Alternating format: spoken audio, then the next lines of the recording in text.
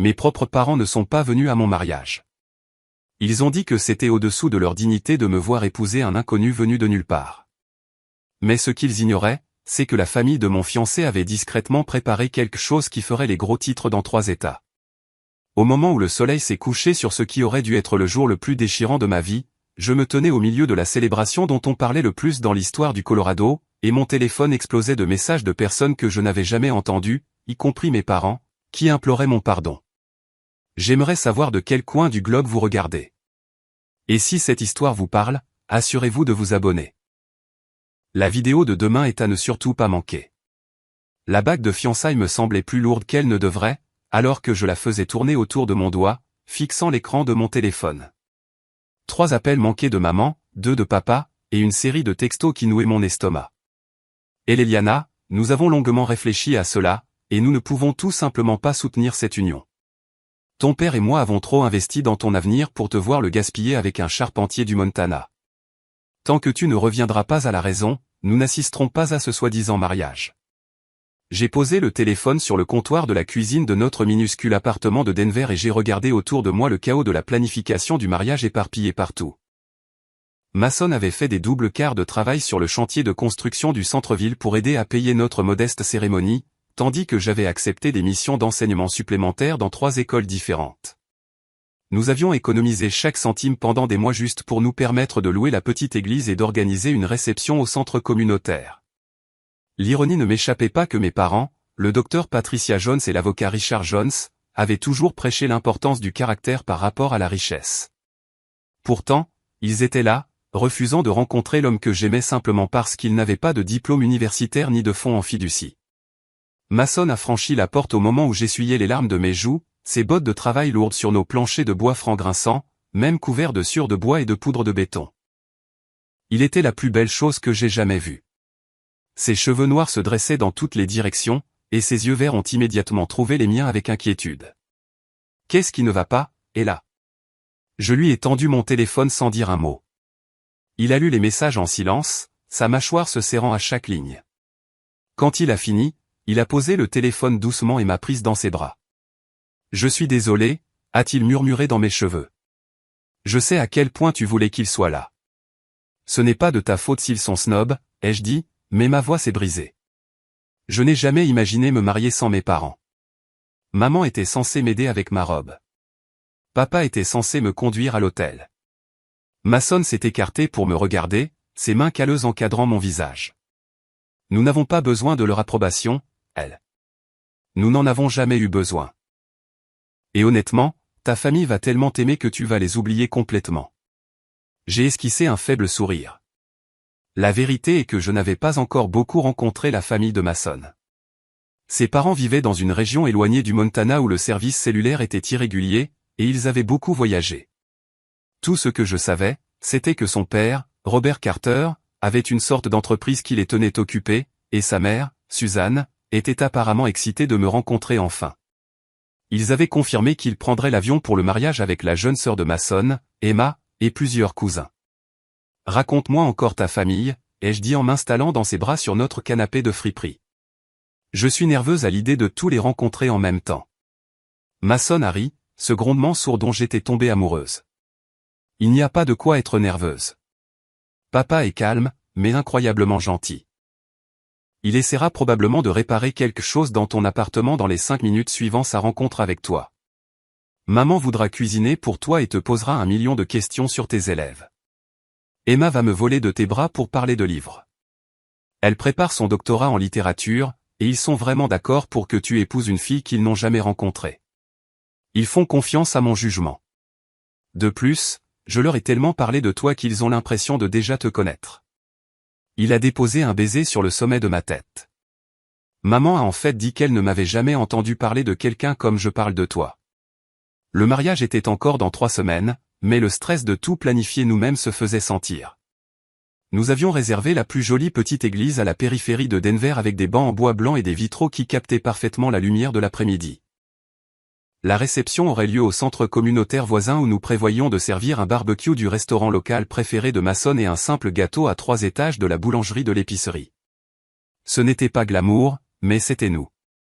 Mason avait construit lui-même notre arche de mariage, la fabriquant à partir de bois de récupération qu'il avait trouvé sur le chantier de construction.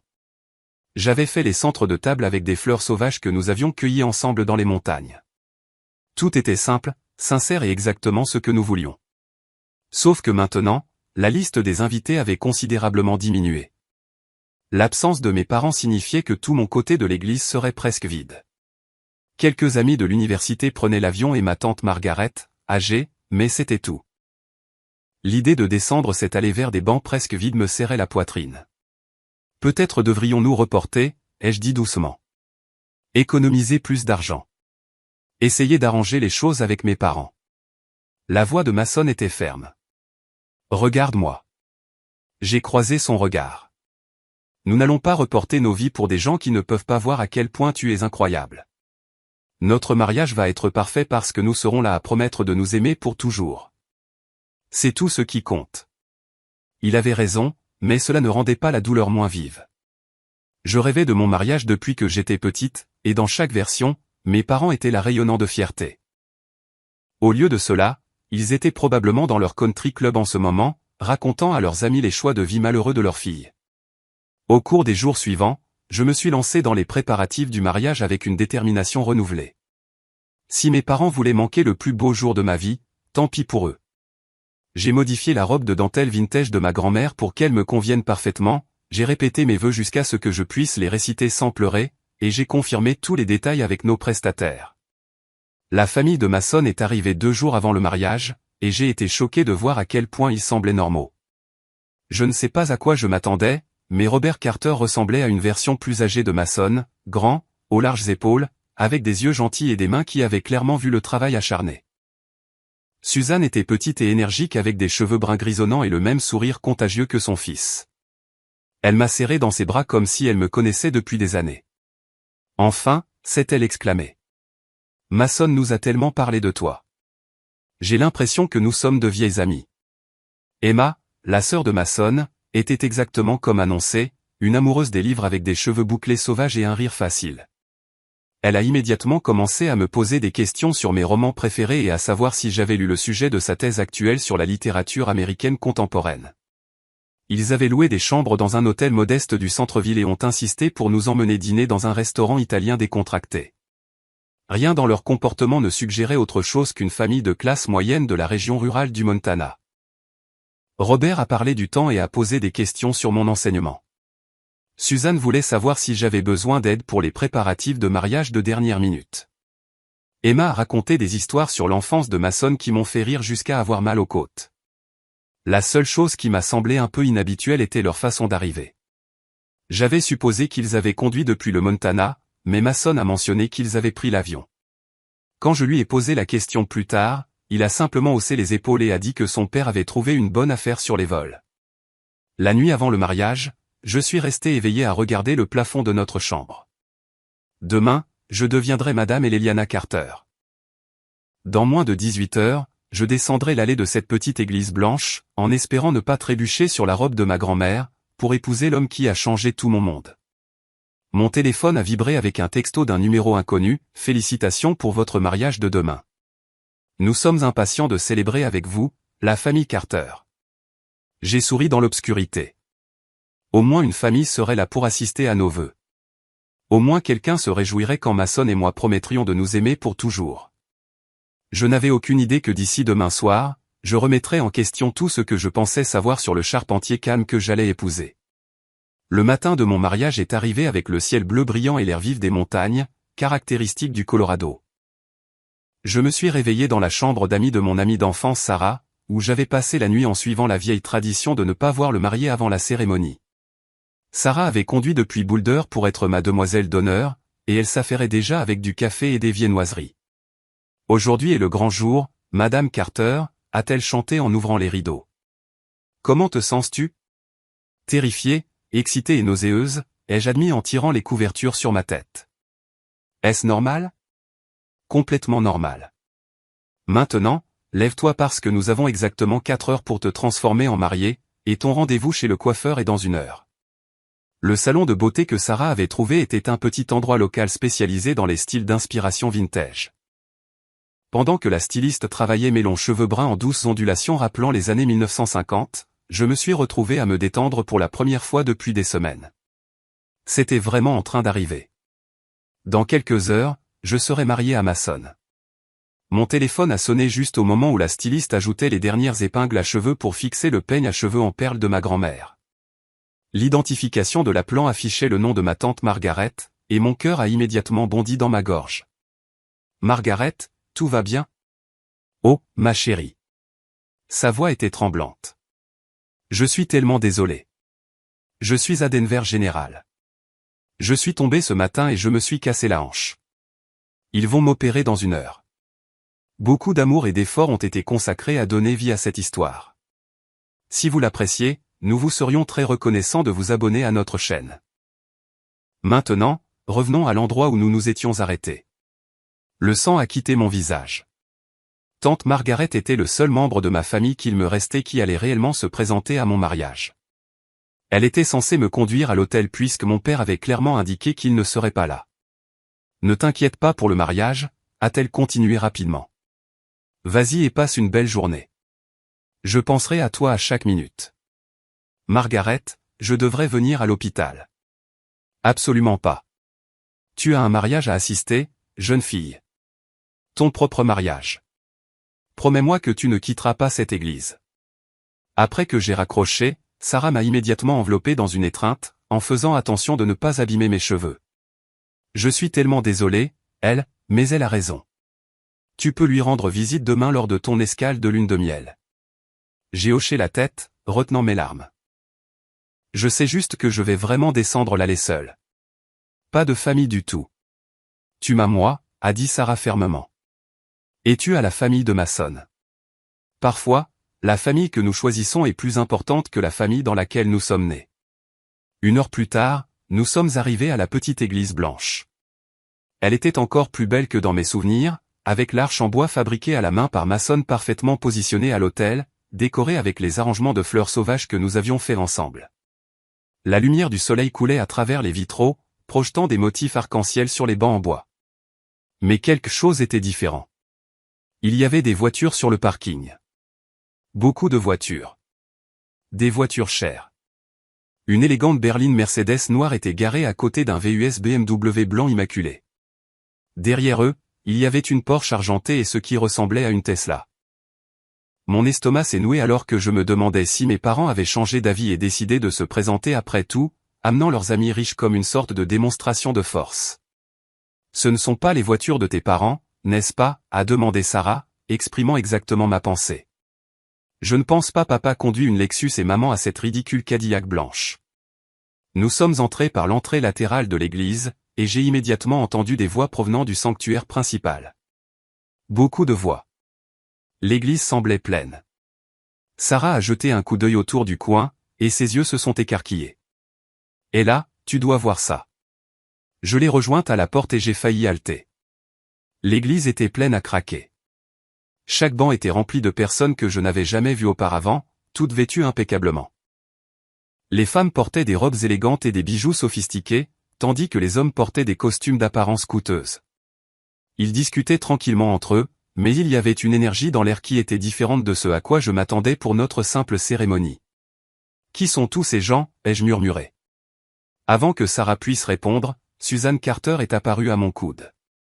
Elle était rayonnante dans une robe bleu marine qui coûtait probablement plus que mon salaire mensuel, bien qu'elle la portait avec le même sourire chaleureux qu'elle avait eu au dîner.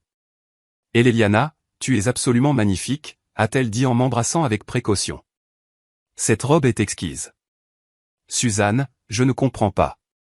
Qui sont tous ces gens ? Nous n'avons invité qu'environ 30 personnes au total. » Le sourire de Suzanne est devenu légèrement mystérieux.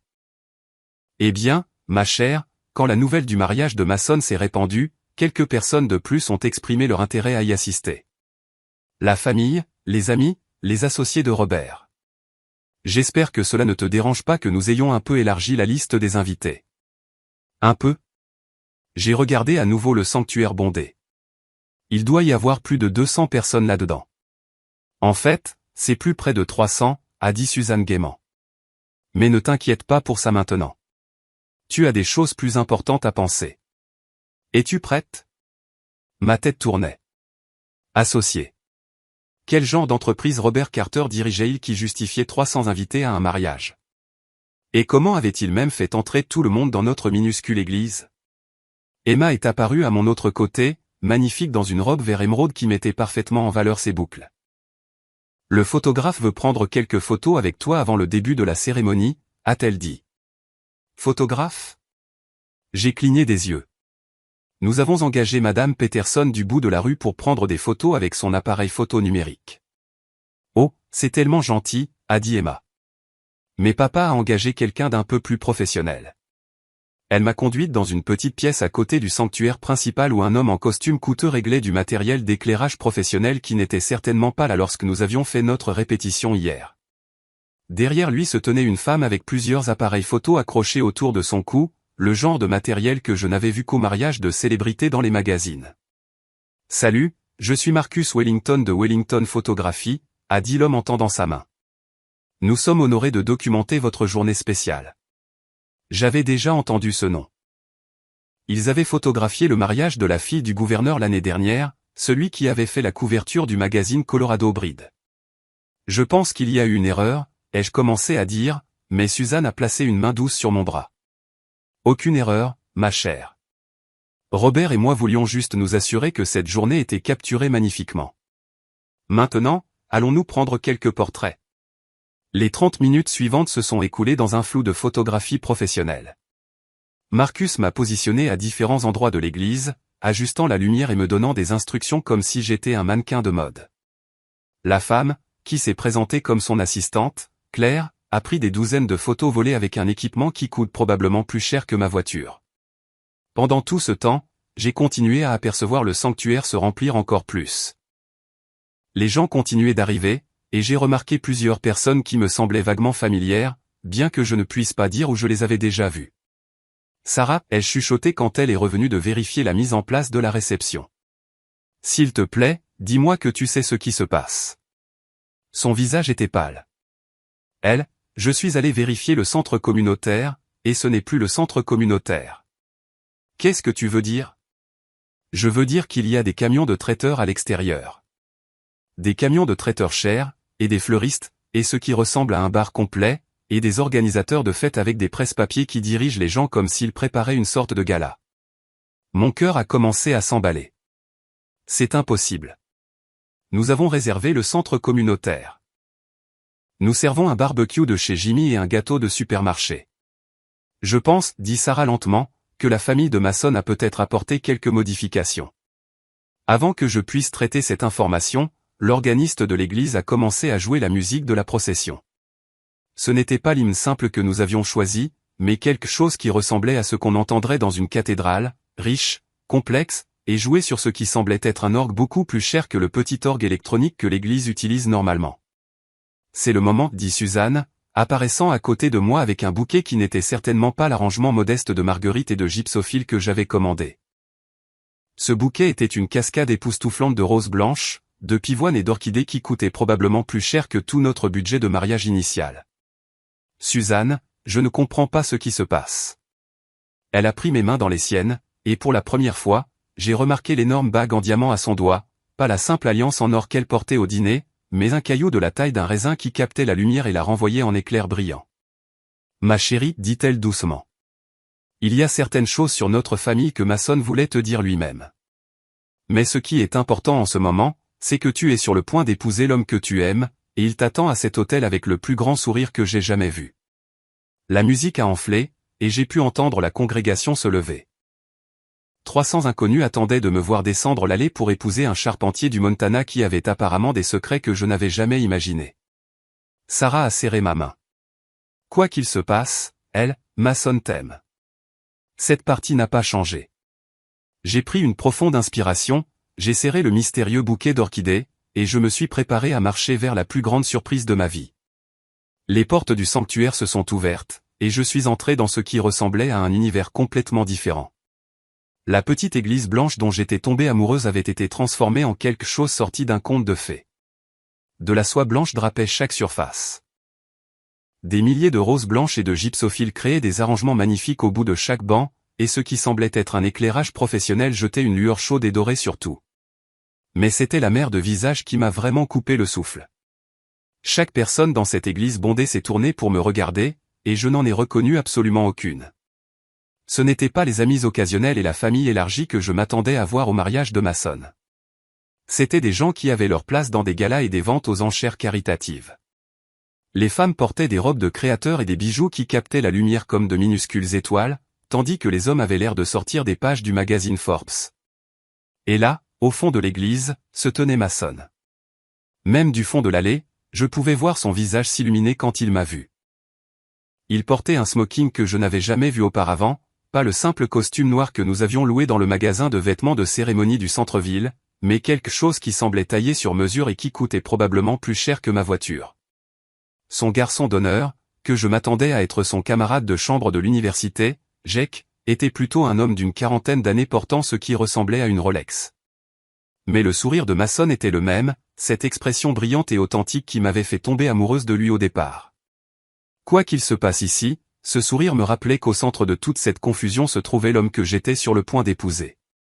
J'ai commencé à descendre l'allée, la robe vintage de ma grand-mère paraissant soudainement terriblement discrète au milieu de toute l'élégance qui m'entourait. En passant devant les bancs, j'ai surpris des bribes de conversation chuchotées qui m'ont fait tourner la tête. Elle est ravissante. Robert doit être si heureux. J'ai entendu dire qu'elle est enseignante. Quelle bouffée d'air frais.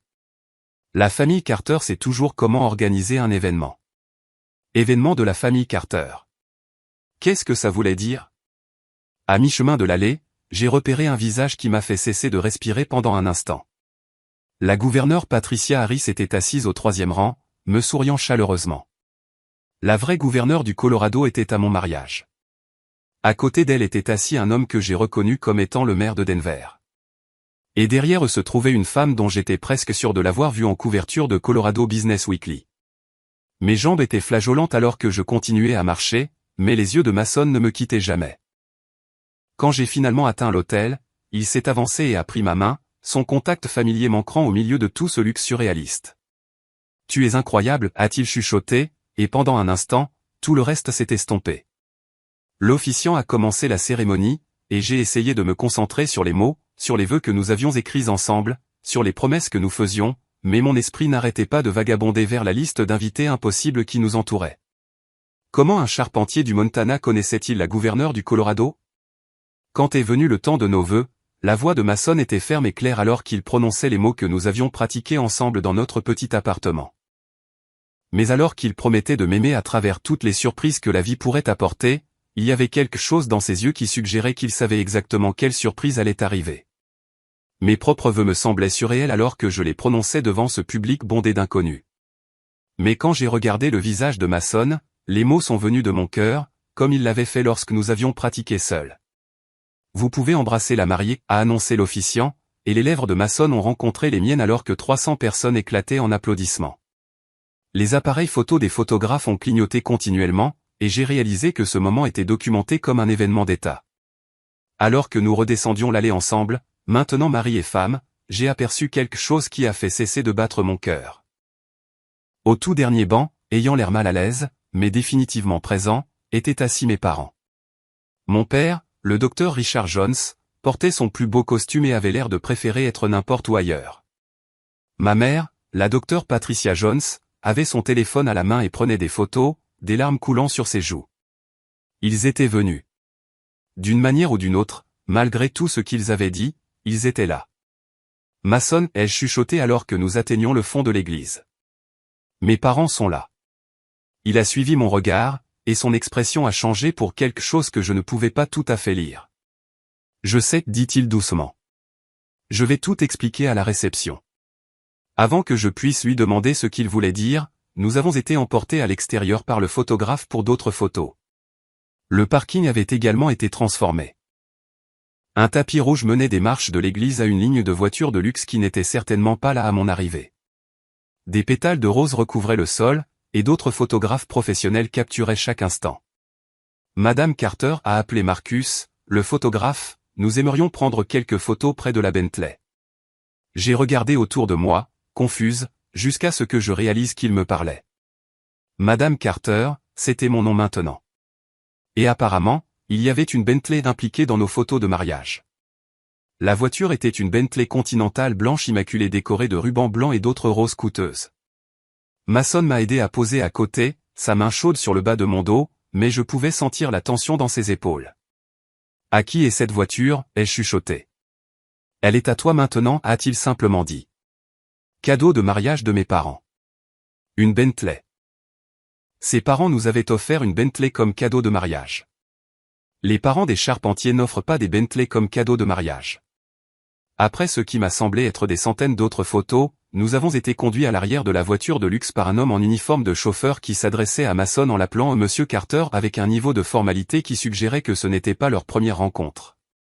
Alors que nous parcourions la courte distance jusqu'à ce qui aurait dû être le centre communautaire, j'ai regardé par la fenêtre, sous le choc. Le parking était rempli d'autres véhicules de luxe, et des voituriers professionnels aidaient les invités à sortir de leur voiture. Un tapis rouge menait à une entrée qui avait été complètement transformée avec ce qui ressemblait à des milliers de dollars de fleurs et d'éclairage. Mason, ai-je dit, ma voix à peine audible. Qu'est-ce qui se passe? Il a pris mes mains dans les siennes, et je pouvais voir le conflit sur son visage. Il y a quelque chose que j'aurais dû te dire il y a longtemps, quelque chose que je voulais te dire, mais je n'étais pas sûr de la façon. Quel genre de quelque chose? Il a pris une profonde inspiration. Ma famille. Nous ne sommes pas exactement ce que tu crois que nous sommes. Le chauffeur a ouvert notre porte, et les sons d'un orchestre complet se sont échappés de ce qui avait été un simple centre communautaire. À travers les portes vitrées, je pouvais voir des lustres en cristal qui n'étaient certainement pas là hier, et ce qui semblait être une salle de bal complète avec des tables rondes drapées de linge blanc. Comment pas exactement, ai-je réussi à demander. Mason m'a aidé à sortir de la voiture, et alors que nous nous tenions sur le tapis rouge avec des photographes capturant chacun de nos mouvements, il a regardé dans mes yeux avec une expression qui était à la fois de l'amour, des excuses et quelque chose qui aurait pu être du soulagement. Mon père n'est pas seulement dans les affaires, il est propriétaire de Carter Industries. Nous bien, Forbes a estimé la valeur nette de notre famille à environ 3 milliards de dollars l'année dernière.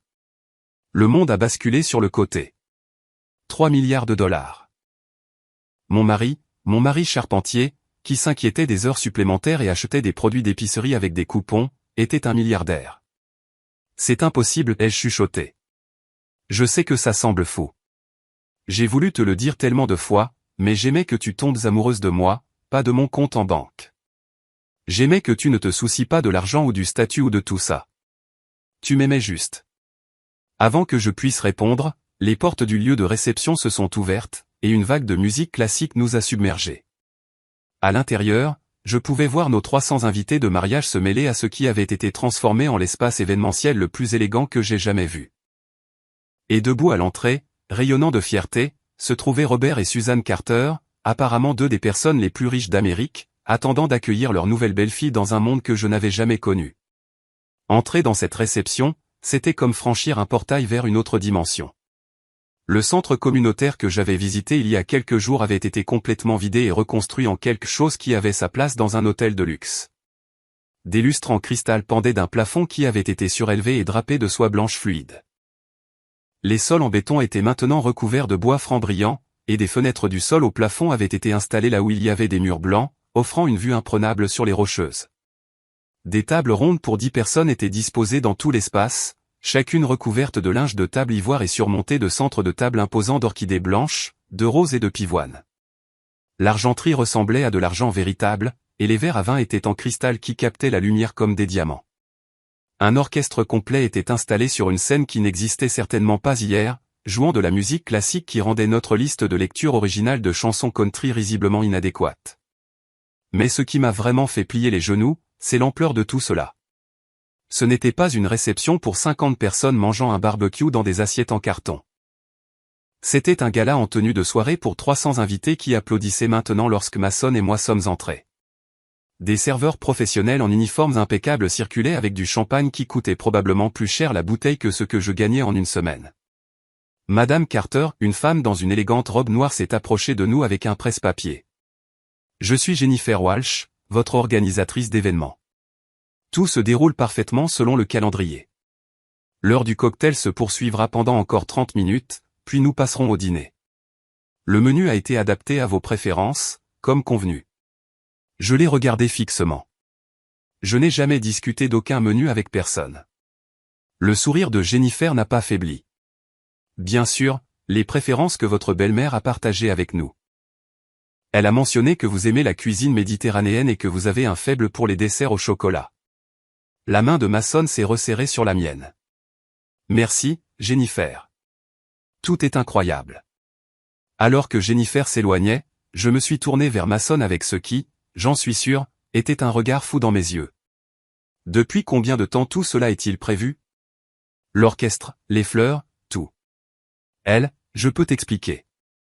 M et Madame Carter. Une voix forte nous a interrompus, et je me suis tourné pour voir un grand homme dans un costume coûteux s'approcher avec les bras tendus. Félicitations.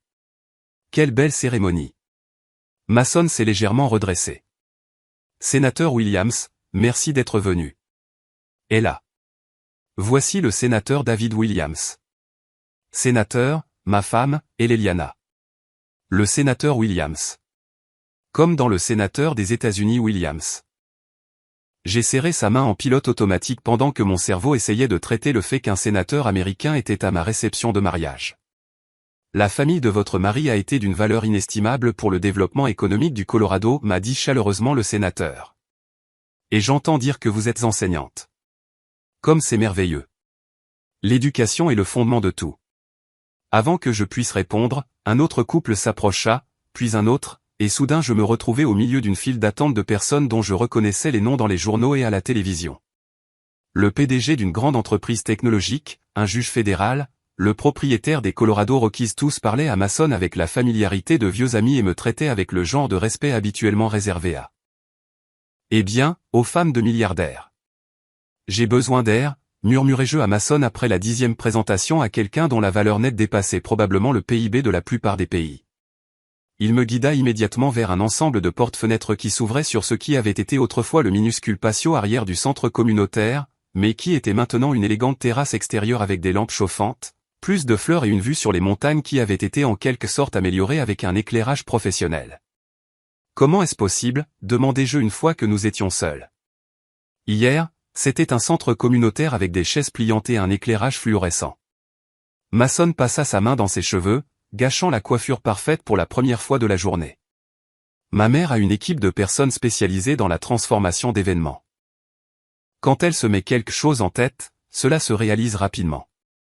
Une équipe de personnes, répétai-je lentement. Mason, les mères normales n'ont pas d'équipe de personnes. Je sais.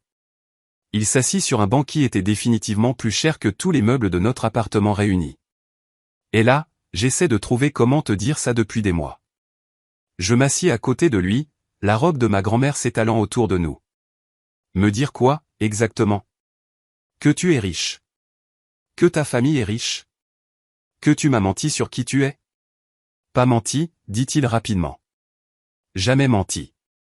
Tout ce que je t'ai dit sur moi est vrai. J'ai grandi dans le Montana. J'aime travailler de mes mains.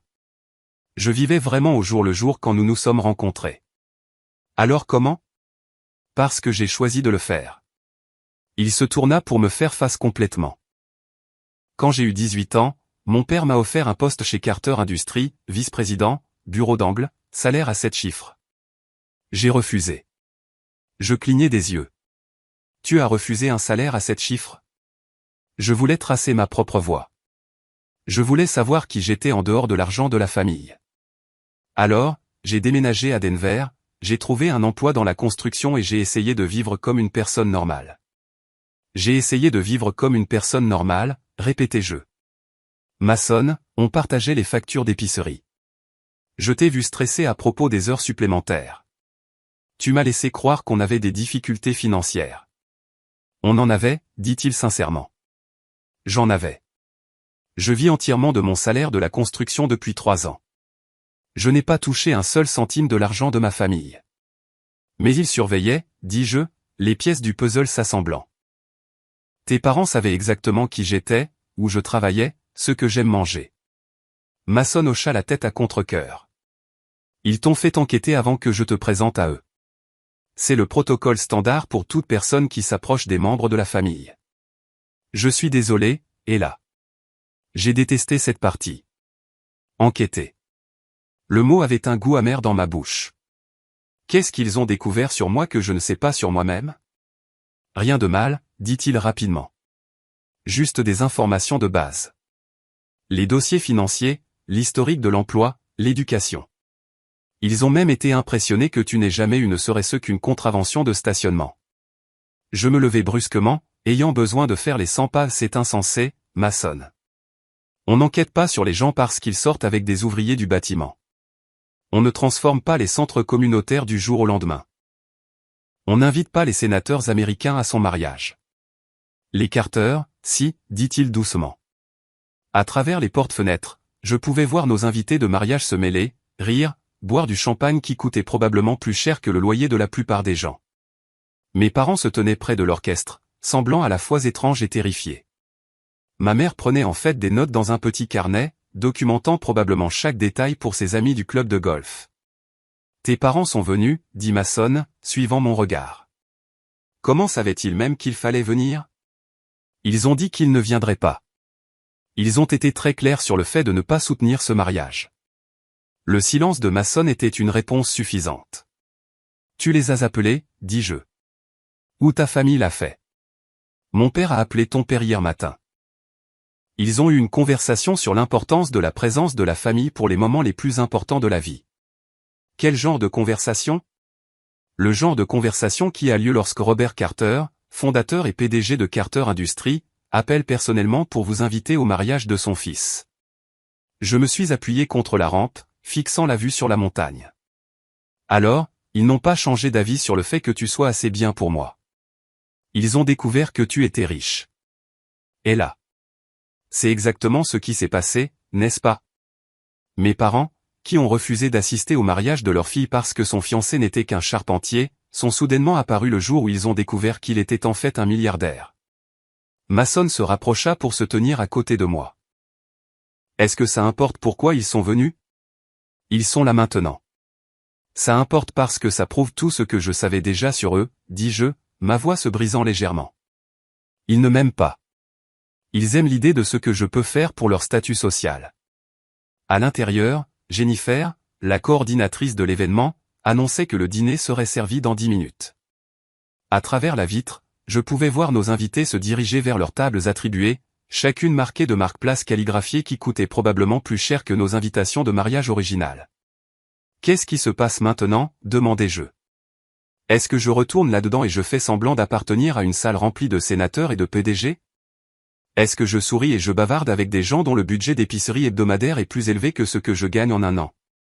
Mason prit mes mains dans les siennes. Tu n'as rien à feindre. Tu as ta place dans cette pièce parce que tu es ma femme. Parce que tu es brillante et gentille et tu me donnes envie d'être une meilleure personne chaque jour.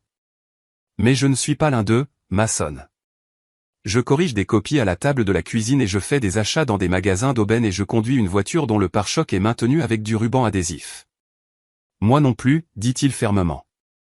L'argent ne change pas qui tu es à l'intérieur, et là. Je suis toujours le même gars qui est tombé amoureux de toi dans ce café. Je veux toujours construire des choses de mes mains et rentrer à la maison chaque soir. L'orchestre commença à jouer ce qui ressemblait à un carillon pour le dîner, et je pouvais voir les invités prendre place à des tables dont la mise en place coûtait probablement plus cher que le budget de mariage de la plupart des gens. J'ai regardé mon mari milliardaire, et j'ai réalisé que tout ce que je pensais savoir de ma vie venait de changer pour toujours. Prenant une profonde inspiration, je suis retourné dans la réception avec la main de Mason dans la mienne. Si j'allais être Madame Carter maintenant, autant voir ce que cela signifiait réellement. Le dîner était déjà en cours, et nous avons été escortés jusqu'à une table d'honneur qui faisait face à toute la pièce. Je me suis retrouvé assise entre Mason et son père, Robert, avec une vue parfaite sur les 300 invités. Le repas ne ressemblait à rien de ce que j'avais jamais vécu. Chaque plat était une œuvre d'art présentée par des serveurs qui se déplaçaient avec une précision chorégraphiée. L'apéritif à lui seul, une sorte de pétoncle saisi avec de l'huile de truffe et des micro-pousses, coûtait probablement plus cher que le dîner entier de la plupart des gens. Le vin coulait à flot, et j'ai remarqué que chaque bouteille servie avait des étiquettes que je ne pouvais pas prononcer et des dates de millésimes qui suggéraient qu'elles avaient vieilli plus longtemps que je n'étais en vie. Alors, Eliana, dit Robert Carter à côté de moi, sa voix portant la confiance tranquille de quelqu'un qui a l'habitude d'être écouté. Mason me dit que vous enseignez en 4e année. Oui, réussis-je, me sentant toujours surréaliste d'avoir une conversation décontractée avec un milliardaire à l'école élémentaire Riverside. J'y suis depuis 3 ans. L'éducation est le grand égalisateur, dit-il pensivement. Certains de mes partenariats commerciaux les plus réussis ont été avec des personnes qui ont commencé avec rien d'autre qu'un bon professeur qui croyait en elles. Malgré tout, je me suis senti attiré par le père de Mason. Contrairement à mes propres parents qui considéraient l'enseignement comme quelque chose que je faisais jusqu'à ce que je trouve une vraie carrière, Robert parlait de l'éducation avec un respect sincère. Mason a également mentionné que vous travaillez sur votre maîtrise, ajouta Suzanne de l'autre côté de la table. Leadership en éducation, n'est-ce pas? J'ai hoché la tête, surprise qu'ils en sachent autant sur mes projets universitaires. J'espère devenir directrice un jour. Je veux améliorer les écoles pour les enfants qui n'ont pas d'avantage à la maison. C'est exactement le genre de réflexion dont nous avons besoin, dit Robert. En fait, Carter Industries a une fondation pour l'éducation qui pourrait vous intéresser. Nous finançons des programmes innovants dans les écoles défavorisées. Avant que je puisse répondre, l'orchestre passa à une mélodie plus douce, et Jennifer apparut à côté de notre table. M. Et Madame Carter, c'est le moment de votre première danse. Mon estomac se serra.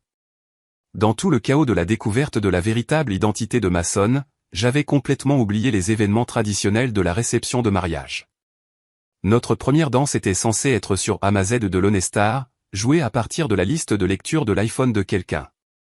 Au lieu de cela, on me guidait sur une piste de danse appropriée tandis qu'un orchestre complet se préparait à fournir la bande sonore de ce qui semblait être le moment le plus regardé de ma vie.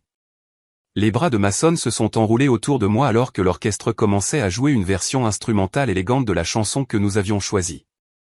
D'une manière ou d'une autre, il l'avait su alors que nous nous balancions ensemble sous les lustres de cristal avec 300 paires d'yeux observant chacun de nos mouvements. J'ai finalement ressenti un moment de paix. Je suis toujours moi, me murmura Mason à l'oreille pendant que nous dansions. Et tu es toujours toi. C'est tout ce qui compte. Est-ce le cas, cependant, lui murmurai-je en retour, parce que je suis à peu près sûr que moi ne sais pas comment être marié à un milliardaire. Heureusement que je ne sais pas non plus comment être un mari milliardaire, dit-il avec un sourire. Nous allons le découvrir ensemble. Lorsque la chanson s'est terminée, des applaudissements ont rempli la salle, et j'ai réalisé que des dizaines de téléphones avaient capturé notre danse. Demain, des photos de notre mariage seraient probablement partout sur les médias sociaux et les pages mondaines dont je n'avais jamais entendu parler. Alors que d'autres couples nous rejoignaient sur la piste de danse, j'ai aperçu mes parents s'approcher de l'autre côté de la salle. Ma mère rayonnait pratiquement d'excitation, tandis que mon père avait l'air de toujours être en train de traiter tout ce dont il avait été témoin. « Et Eliana, chérie » s'extasia ma mère dès qu'ils nous ont rejoints. C'est absolument incroyable. Les fleurs à elles seules ont dû coûter plus cher que le mariage entier de la plupart des gens. Voilà. Pas, nous sommes désolés d'avoir failli manquer votre grand jour ou nous sommes fiers de vous. Juste une concentration immédiate sur l'argent. Maman, papa, dis-je prudemment. Je suis contente que vous ayez décidé de venir. Mon père s'éclaircit la gorge maladroitement. Lorsque M. Carter a appelé hier, il a clairement indiqué que la famille devait être présente pour une occasion aussi importante. Il est assez persuasif. Persuasif comment, demandai-je, bien que je n'étais pas sûr de vouloir le savoir. Eh bien, intervint ma mère, sa voix tombant à un murmure excité, il a mentionné que Carter Industries cherchait à étendre ses investissements dans les soins de santé, et l'expertise de votre père en matière de technologie médicale pourrait être très précieuse. Mon cœur se serra. Même maintenant, à mon propre mariage, mes parents faisaient du réseautage. Et mon père ajouta, redressant sa cravate, il a suggéré que nous avions peut-être été trop hâtifs dans notre jugement sur les perspectives de Mason. J'ai regardé Mason, qui se tenait à côté de moi avec une expression soigneusement neutre. Étiez-vous au courant de cela? J'ai demandé à mon père de les appeler, admis-il. Mais je n'étais pas au courant de toute discussion commerciale. Avant que je puisse répondre, l'orchestre annonça qu'il était temps pour la danse père-fille. Mon père s'avança avec impatience, mais j'hésitais. C'était l'homme qui avait refusé de m'accompagner jusqu'à l'hôtel quelques heures auparavant, maintenant prêt à danser avec moi parce qu'il avait découvert que j'avais épousé quelqu'un de riche. Je ne pense pas, dis-je doucement. Le visage de mon père s'affaissa. Eliana, je sais que nous avons fait des erreurs, mais... Des erreurs, je ne pouvais plus retenir la colère dans ma voix. Vous m'avez dit que vous ne pouviez pas soutenir mon mariage. Vous avez dit que Mason était en dessous de notre famille. Vous avez clairement indiqué que vous préféreriez manquer mon mariage plutôt que de faire semblant d'approuver mes choix. Nous vous protégions, dit ma mère sur la défensive. Nous pensions qu'il n'était qu'un ouvrier du bâtiment sans perspective d'avenir. Il n'était qu'un ouvrier du bâtiment, dis-je, et je l'aimais quand même.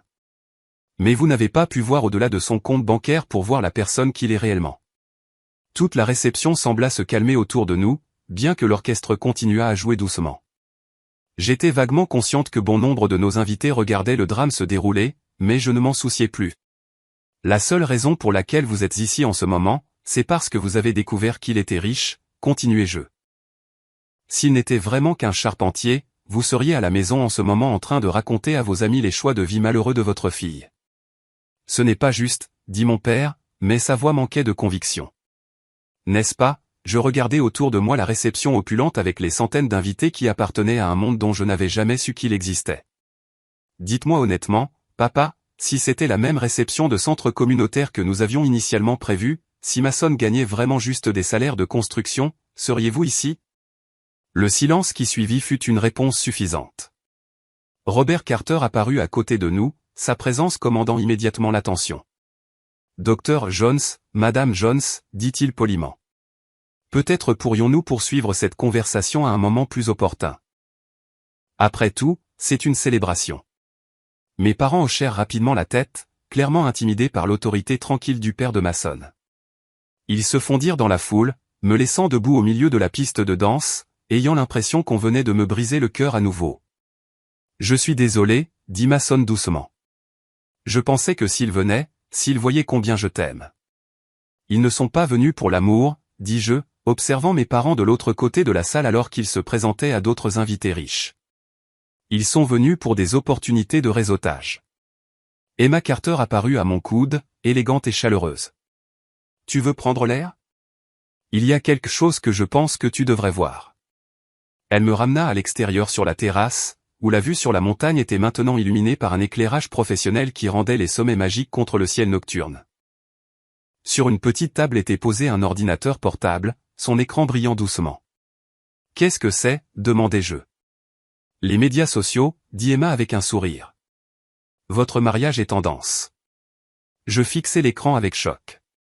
Mariage Bern Carter était en effet tendance sur plusieurs plateformes, avec des centaines de publications d'invités partageant des photos et des vidéos de la cérémonie et de la réception. Mais ce qui me surprit, ce n'était pas l'attention des médias sociaux. C'étaient les commentaires. La plus belle mariée de tous les temps. Objectif. Voici à quoi ressemble le véritable amour. Elle semble si terre à terre et douce. Fille chanceuse, mais il est chanceux aussi. Regardez comme ils sont heureux ensemble. Véritable histoire d'amour. On peut le voir dans leurs yeux. Emma, dis-je lentement. Ces gens ne me connaissent même pas. Non, dit-elle avec un sourire. Mais ils peuvent voir ce que nous voyons tous, que toi et Mason êtes faits l'un pour l'autre. Argent ou pas. Alors que je faisais défiler des centaines de commentaires positifs de personnes étrangères qui avaient regardé notre histoire se dérouler en ligne, j'ai réalisé quelque chose d'important. L'approbation de mes parents n'avait jamais vraiment compté. Ce qui comptait, c'était la vie que Mason et moi allions construire ensemble et la famille qui m'avait accueilli à bras ouverts dès le début. L'orchestre recommença à jouer, et à travers les portes-fenêtres, je pouvais voir Mason chercher la foule pour me trouver, son visage s'illuminant lorsqu'il m'aperçut sur la terrasse. Pour la première fois depuis que j'étais entré dans cette église transformée, je me sentais prête à embrasser tout ce qui allait suivre.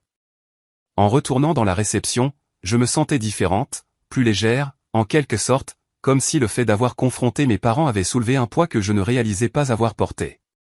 Mason apparut immédiatement à mes côtés, son soulagement visible lorsqu'il vit mon visage. « Comment te sens-tu » demanda-t-il doucement.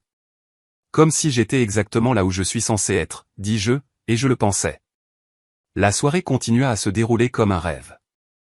La cérémonie de la découpe du gâteau impliquait un chef-d'œuvre à 4 étages qui semblait plus à sa place dans un musée que pour être mangé. Chaque étage était d'une saveur différente, vanille avec garniture à la framboise, chocolat avec caramel salé, citron avec crème au beurre de lavande et red velvet avec glaçage au fromage à la crème.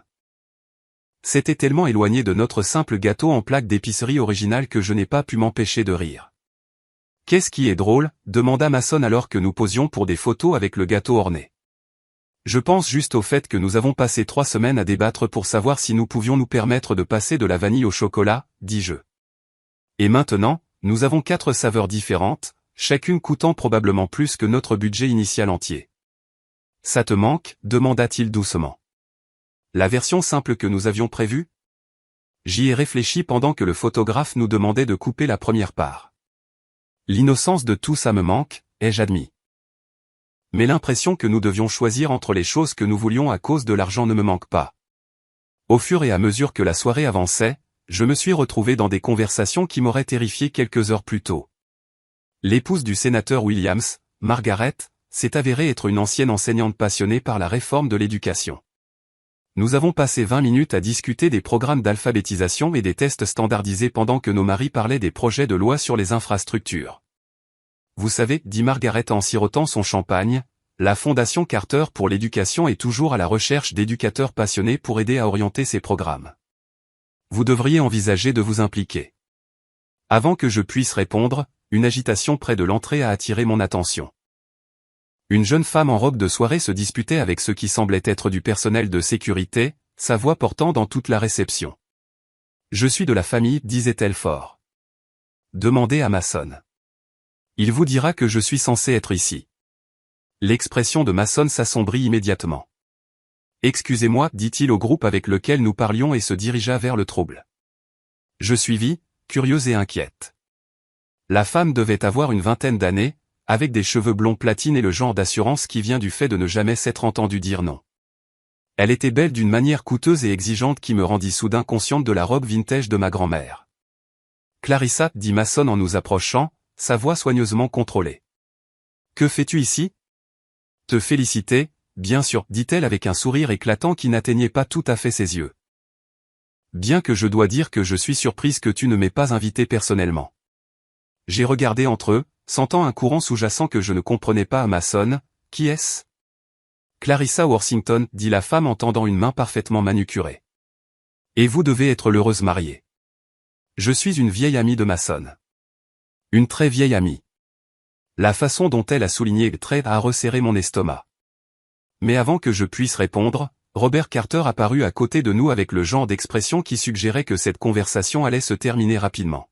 « Mademoiselle Worthington, dit-il froidement, je ne crois pas que vous soyez sur notre liste d'invités. »« Oh, allons, monsieur Carter, dit Clarissa avec un rire qui sonnait comme du verre brisé. Il y a sûrement de la place pour un invité de plus à une affaire aussi somptueuse. La sécurité va vous escorter vers la sortie, dit Robert simplement, puis se tourna vers Mason et moi. Je m'excuse pour l'interruption. Alors que Clarissa était emmenée, protestant toujours, je regardais Mason avec interrogation. Ex-petite amie, dit-il brièvement. D'avant que je ne déménage à Denver. C'est fini depuis des années. Quelque chose dans son ton suggérait qu'il y avait plus dans l'histoire, mais avant que je puisse demander, l'orchestre commença à jouer la dernière danse de la soirée. Mason prit ma main et me conduisit sur la piste de danse une dernière fois alors que nos invités se rassemblaient autour de nous. Des regrets, demanda-t-il alors que nous nous balancions ensemble. J'ai regardé autour de moi la scène incroyable qui nous entourait. Les lustres en cristal illuminaient tout d'une lueur chaleureuse. La vue sur les montagnes à travers les fenêtres était à couper le souffle, et nous étions entourés de personnes qui avaient voyagé de tout le pays pour célébrer avec nous. Mes parents se tenaient au bord de la foule, ayant l'air un peu perdus, mais essayant de s'intégrer.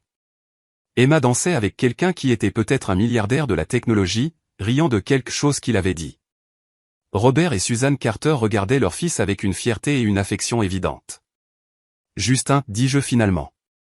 Le visage de Mason s'affaissa. Quoi ? Je regrette de ne pas avoir connu votre famille plus tôt, dis-je. Pas à cause de l'argent, mais parce que j'ai manqué des mois à savoir à quel point ils sont merveilleux. Son soulagement était palpable. Il meurt d'envie de vous accueillir correctement dans la famille.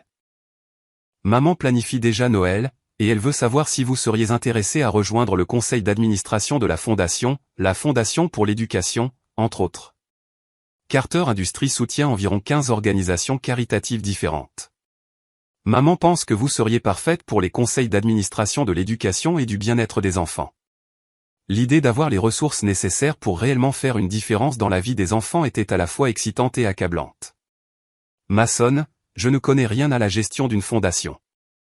Vous savez comment enseigner aux enfants et améliorer leur vie, dit-il. C'est plus important que de savoir comment lire des rapports financiers. Alors que la chanson se terminait, Robert Carter monta sur scène et prit le micro au chef d'orchestre. Mesdames et messieurs, sa voix porta facilement dans toute la pièce. Merci à tous d'être ici ce soir pour célébrer le mariage de Mason et Eliana. Comme beaucoup d'entre vous le savent, la famille est tout pour Suzanne et moi. Ce soir, nous ne célébrons pas seulement un mariage. Nous accueillons une jeune femme remarquable dans notre famille. Il me regarda directement, et je sentis les larmes commencer à se former. Eliana, vous avez rendu notre fils plus heureux que nous ne l'ayons jamais vu.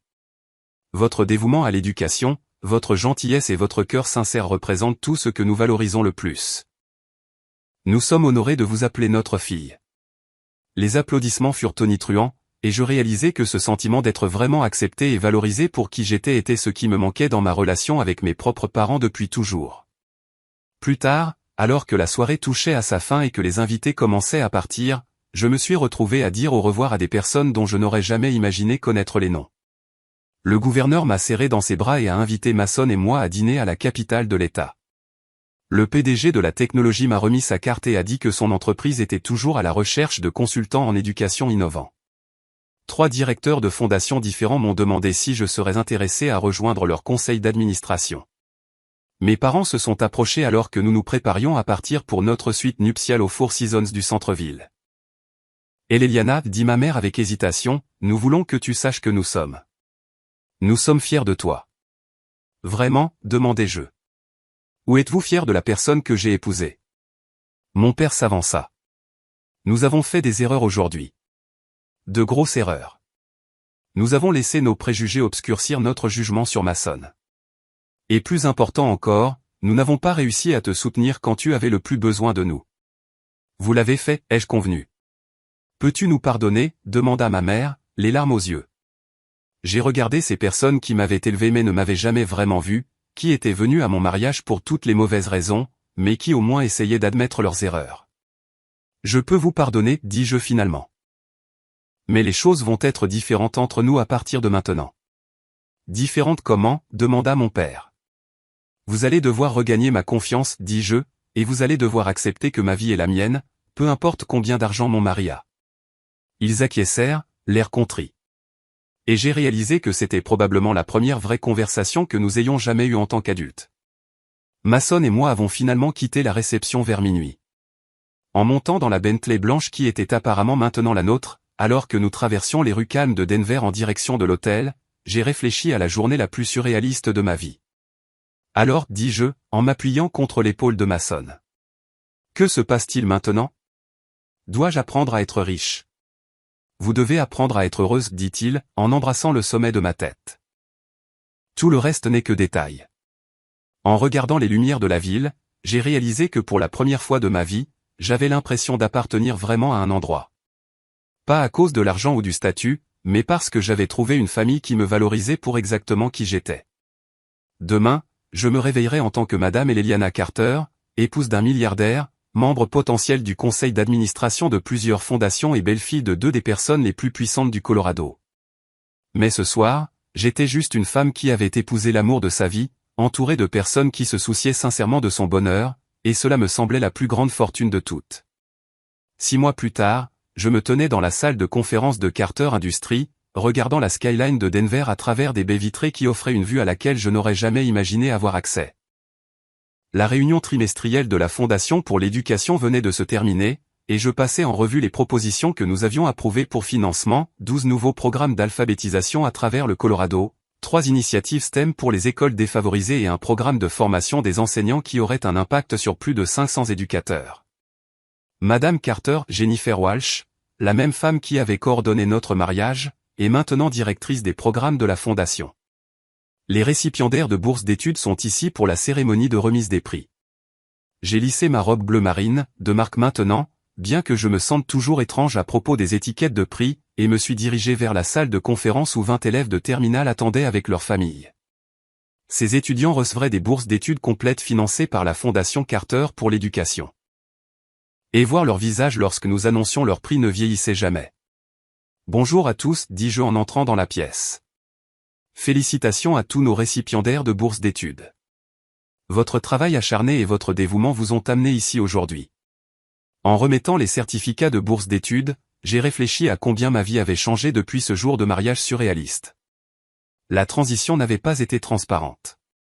Apprendre à naviguer dans les galas de charité, les réunions du conseil d'administration et les attentes sociales qui accompagnaient le fait d'être une Carter avaient nécessité plus d'ajustements que je ne l'avais prévu. Mais le travail lui-même, être capable de faire une réelle différence dans l'éducation des enfants avec des ressources que je n'avais jamais rêvé d'avoir, rendait chaque moment maladroit valable. L'une des récipiendaires de bourse d'études, une jeune fille nommée Maria Gonzalez d'East Denver, me rappelait tellement mes anciens élèves que je me suis attardé pour lui parler après la cérémonie. Madame Carter, dit-elle timidement, je voulais vous remercier personnellement. Cette bourse signifie que je peux devenir enseignante comme j'en ai toujours rêvé. Dans quelle classe voulez-vous enseigner, demandai-je. Primaire. Je veux travailler avec des enfants qui n'ont pas beaucoup de soutien à la maison comme moi. Je veux être l'enseignante qui croit en eux. Je sentis des larmes me piquer les yeux. C'est exactement pourquoi nous faisons cela, Maria. Les enseignants comme vous peuvent changer le monde, un élève à la fois. Après la cérémonie, je suis rentré chez moi dans la maison où j'avais encore parfois l'impression de vivre dans la vie de quelqu'un d'autre. Mason et moi avions quitté notre minuscule appartement de Denver pour un vaste domaine à Cherry Hills Village, avec vue sur les montagnes, un bureau à domicile pour mon travail de fondation et un atelier où Mason pouvait poursuivre ses projets de menuiserie. Il avait officiellement rejoint Carter Industries il y a 6 mois, mais insistait pour maintenir son approche pratique des projets de construction. Je l'ai trouvé dans la cuisine, portant toujours ses vêtements de travail et couvert de sciure de bois, préparant le dîner avec le genre de concentration qu'il apportait à tout ce qu'il faisait. « Comment s'est passée la cérémonie de remise des bourses d'études » demanda-t-il en m'enlaçant malgré son état poussiéreux. « Parfait. Nous avons 20 enfants qui vont à l'université qui n'auraient peut-être pas eu cette chance autrement. » Je me suis reculé pour le regarder. « Comment s'est passée ta journée ? Tu apprécies toujours le monde de l'entreprise. » Mason rit. J'ai passé la matinée en réunion du conseil d'administration à discuter de matériaux de construction durable et l'après-midi à installer des panneaux solaires sur un projet de logements sociaux. C'est le meilleur des deux mondes. Alors que nous cuisinions ensemble, mon téléphone vibra avec un message texte. Le nom du contact me fit hésiter. Maman, la chose la plus étrange s'est produite aujourd'hui. J'ai rencontré une femme au country club dont la fille a reçu l'une de vos bourses d'études de la fondation. Elle n'arrêtait pas de parler de l'importance du programme pour leur famille. Je voulais que tu saches que ton père et moi sommes fiers du travail que tu fais. J'ai montré le message à Mason, qui l'a lu en haussant les sourcils. C'est un progrès, dit-il prudemment. Oui, ai-je convenu. Un progrès lent, mais un progrès. Ma relation avec mes parents s'était en effet lentement reconstruite au cours des 6 derniers mois. Ils avaient fait de véritables efforts pour apprendre à connaître Mason pour qui il était plutôt que pour ce qu'il représentait financièrement. Mon père avait même commencé à faire du bénévolat dans une clinique gratuite, inspiré par certains des programmes de sensibilisation communautaire qu'il avait découverts grâce aux initiatives de Carter Industries en matière de soins de santé. En parlant de tes parents, dit Mason, ils viennent dîner dimanche. Tu te souviens. Avec tes parents, Emma est probablement la moitié de l'establishment politique du Colorado, dis-je en riant. Les dîners du dimanche à la maison Carter sont devenus une véritable affaire. C'était vrai. Ce qui avait commencé comme de simples dîners en famille avait évolué vers des rassemblements hebdomadaires qui comprenaient toujours des invités intéressants. La semaine dernière, nous avons dîné avec le maire de Denver et un physicien prix Nobel qui consultait sur l'un des projets d'énergie renouvelable de Robert. La semaine précédente, c'était un groupe d'enseignants de l'une de nos écoles de la Fondation et un ancien secrétaire à l'éducation. Mon téléphone sonna, interrompant mes pensées. L'identification de l'appelant affichait le nom d'Emma. Et Léliana, la voix d'Emma était excitée. « As-tu vu les nouvelles ?»« Quelles nouvelles ?» Vérifie la chaîne 7. Ils font un reportage sur l'impact de la Fondation Carter pour l'éducation, et tu es la principale interviewée. J'ai attrapé la télécommande et allumé la télévision, trouvant la chaîne d'information locale. Effectivement, il y avait des images de la cérémonie de remise des bourses d'études d'aujourd'hui, suivi d'une interview que j'avais donnée la semaine dernière sur les programmes de la Fondation. La Fondation Carter pour l'éducation a financé plus de 50 programmes au cours de sa première année sous une nouvelle direction, disait la journaliste. La directrice Eliana Carter, une ancienne enseignante du primaire, a apporté une approche de terrain à la Fondation qui montre déjà des résultats remarquables. Le segment de l'interview me montrait en train de parler de l'importance de soutenir à la fois les élèves et les enseignants avec des statistiques sur l'amélioration des taux d'alphabétisation et d'inscription à l'université dans les écoles que nous avions soutenues. Madame Carter représente une nouvelle génération de leadership philanthropique, continua la journaliste. Son expérience dans l'éducation a aidé la Fondation à se concentrer sur des programmes qui créent un changement durable plutôt que de simplement fournir un financement. Mason m'enlaça par derrière alors que nous regardions. Regarde-toi changer le monde. Nous changeons le monde, ai-je corrigé. Rien de tout cela ne serait possible sans le soutien de Carter Industries. Le segment d'information s'est terminé par des images de notre jour de mariage. Apparemment, cet événement était toujours considéré comme digne d'intérêt 6 mois plus tard. Nous voir danser à cette réception incroyable, entourés de tous ces invités influents, donnait l'impression de regarder la vie de quelqu'un d'autre. « Est-ce que ça te manque parfois ?» demanda Mason doucement. La simplicité d'avant. Je me suis tourné dans ses bras pour le regarder. Certaines choses me manquent. L'impression que nos problèmes pouvaient être résolus avec des heures supplémentaires et des coupons me manque. L'impression de savoir exactement qui j'étais et où je me situais dans le monde me manque. Mais l'impression d'être impuissante à aider les enfants qui avaient besoin de plus que ce que je pouvais leur donner avec un salaire d'enseignante ne me manque pas.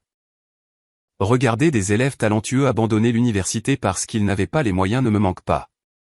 L'impression que les problèmes qui me tenaient à cœur étaient trop importants pour que je puisse faire une réelle différence ne me manque pas.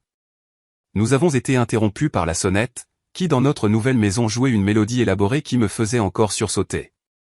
Mason alla répondre, revenant avec un arrangement floral massif et une enveloppe. Livraison pour Madame Carter, dit-il avec un sourire. Les fleurs provenaient de la famille de l'un de nos récipiendaires de bourse d'études, avec une note me remerciant d'avoir rendu les rêves possibles. L'enveloppe contenait une invitation à prendre la parole lors de la conférence annuelle de la Fondation nationale pour l'éducation à Washington, D.C. Ils veulent que tu prononces le discours d'ouverture sur la philanthropie innovante et l'éducation, dit Mason, lisant par-dessus mon épaule. C'est terrifiant, dis-je immédiatement.